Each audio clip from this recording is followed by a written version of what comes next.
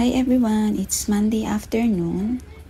Ayan, and baka ilang days akong hindi makapag video after nito kasi sa wakas is papalitan na yung aming bubong.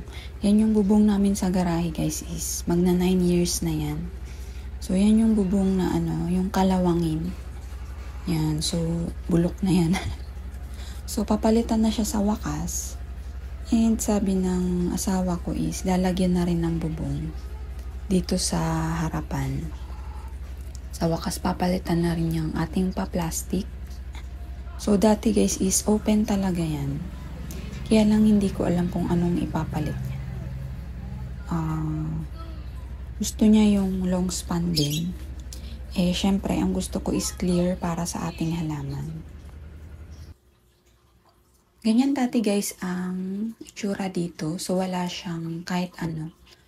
Open talaga dito dati. Yan. Tapos nung dumami ang houseplants ko is nagpalagay ako ng black net. Yan, black net lang sila. Open siya sa ulan. So okay naman yan dati.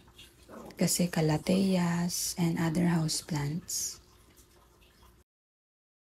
Ayan, ito yung time na ang succulents ko is 3 peraso pa lang.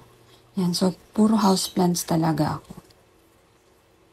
And then, nung nagkaroon ako ng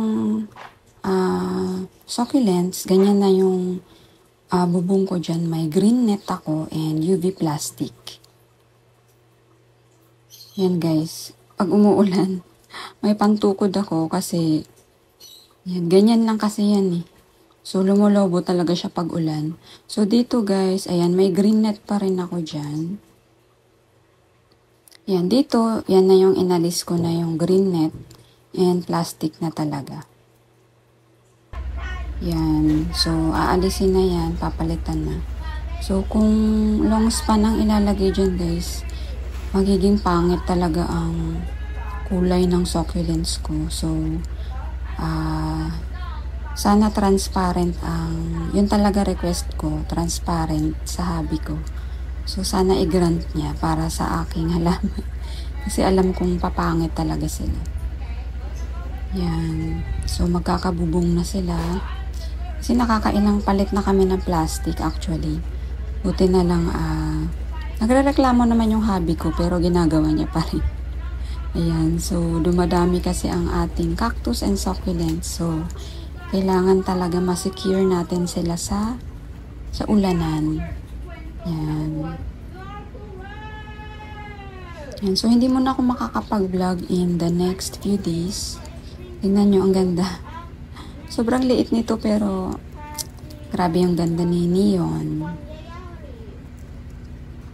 Yan. So, magiging magulo muna dito. Lipat-lipat muna sila.